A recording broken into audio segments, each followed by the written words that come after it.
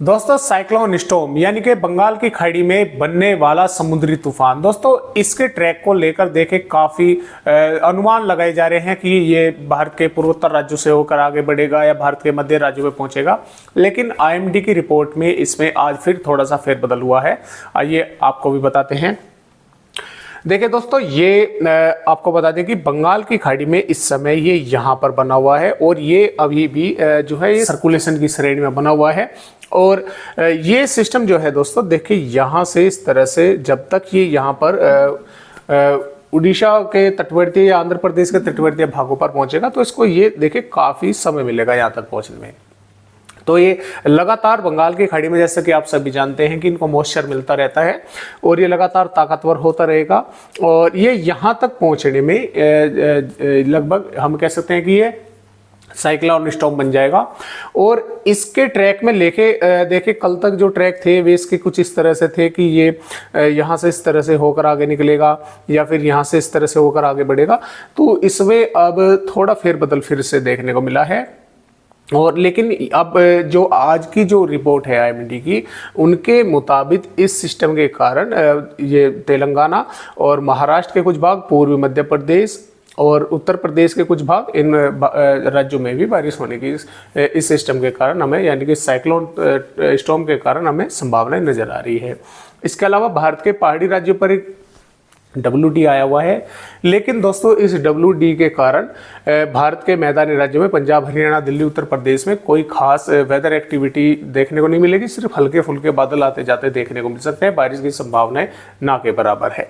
आइए तो अब देखते हैं कि इस सिस्टम जो है किस प्रकार भारत के किन किन राज्यों में ये इफेक्ट डालने वाला है। नमस्कार, मेरा नाम है अरविंद धामा। आप सभी का स्वागत है यूट्यूब चैनल एडियाल वीडियो पर।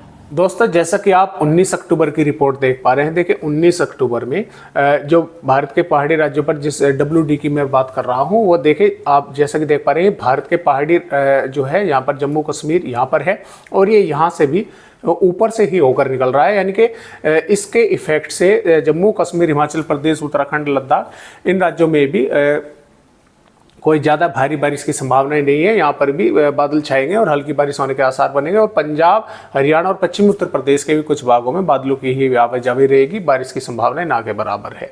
और जैसे कि आप देख पा रहे हैं, यहाँ पर भारत के मध्य और मैदानी राज्यों में मौसम साफ बना हुआ है और उत्तर पश्चिमी हवाएं चल रही हैं।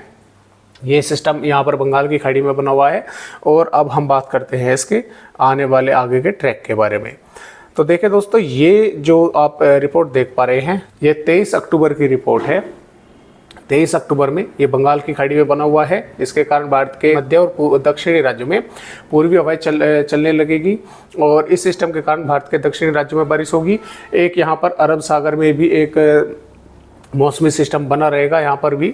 तो ये दोनों की हवाएं आपस में यहाँ पर टकराती रहेंगी, जिसके कारण यहाँ पर भारत के दक्षिणी राज्यों में बारिश होगी।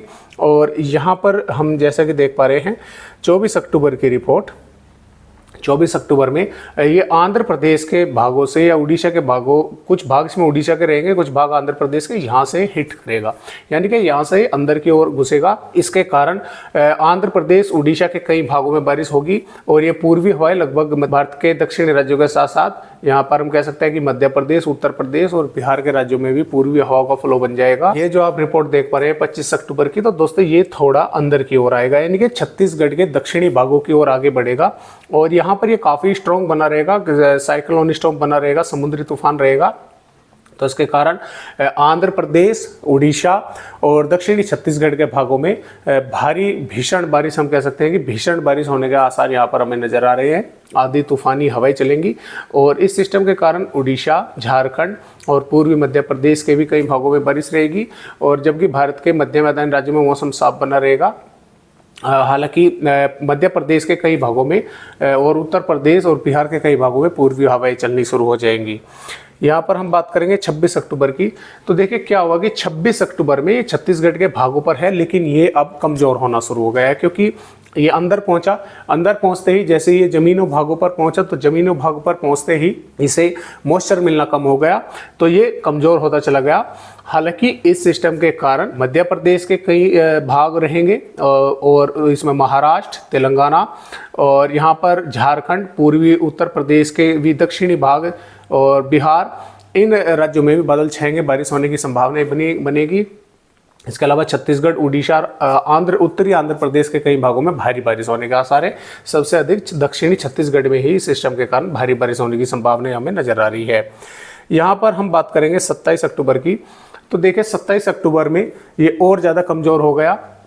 ये आगे को बढ़ने के बजाय ये यहाँ से उत्तर पश्चिमी हवाएं चल रही थी, उनके प्रभाव से ये वापसी ही बंगाल की खाड़ी में पहुंचना शुरू हो गया। यानी कि ये अंदर आया, थोड़ा सा अंदर तो ये पहुंचा हवाओं को, क्योंकि उस समय साइक्लोनिक स्टॉर्म बना हुआ था, तो ये अंदर की तरफ तो इसमें घुसा भारत के राज्यों में, छत्तीसगढ़ तक पहुंचा।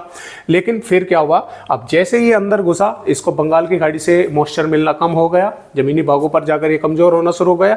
और जैसे ही ये कमजोर हुआ, इधर से जो उत्तर पश्चिमी हवाएं आई तो उन्होंने ये वापसी दिखाना शुरू कर दिया, यानी कि पीछे की तरफ पुश करना शुरू कर दिया, इसको दिखाना शुरू कर दिया। तो ये फिर से क्या हुआ कि उत्तरी आंध्र प्रदेश और कमजोर होकर उत्तर तटवर्तीय उड़ीसा के भागों पर वापसी आ गया।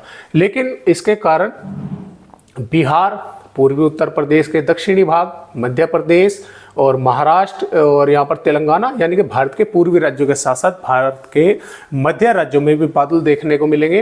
और कई भागों में, इन राज्यों के कुछ भागों में बारिश होने की भी संभावना इस दौरान इस सिस्टम के कारण देखने को मिलेगी। यहाँ पर 28 अक्टूबर की अगर हम रिपोर्ट देखें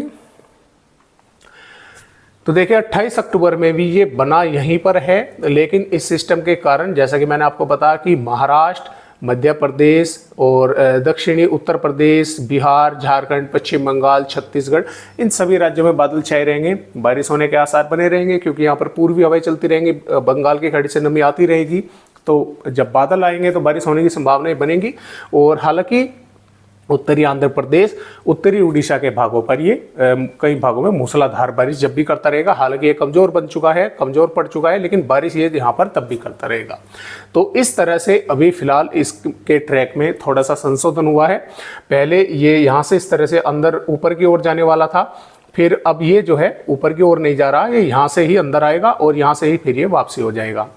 इस दौरान भारत के पहाड़ी राज्यों पर फिर इससे एक नया कमजोर WD आएगा और इसके वजह से भारत के पहाड़ी राज्यों में बारिश होगी। यानी कि इस सिस्टम के कारण हम कह सकते हैं कि दोस्तों पंजाब, हरियाणा, पश्चिमी उत्तर प्रदेश, राजस्थान, गुजरात, इन राज्यों में इस सिस्टम का कोई खतरा नहीं है, यहाँ पर ये बारिश नहीं करेगा। इस सिस्टम के कारण उत्तर प्रदेश के कुछ भाग रहेंगे और बिहार, मध्य प्रदेश, महाराष्ट्र, तेलंगाना, यानी कि इन ही राज्यों में ये बारिश करेगा। तो आज की वीडियो में जो हमें IMD की तरफ से रिपोर्ट मिली थी, हमने आप सभी भाइयों से वो रिपोर्ट शेयर की और इसके ट्रैक को लेकर आप सभी भाइयों की क्या राय है कमेंट बॉक्स में जरूर बताएं। तो आज की वीडियो में बस इतनी जानकारी, एक नई जानकारी के साथ आप सभी दोस्तों से फिर मिलते हैं। तब तक के लिए सभी दोस्तों को नमस्कार।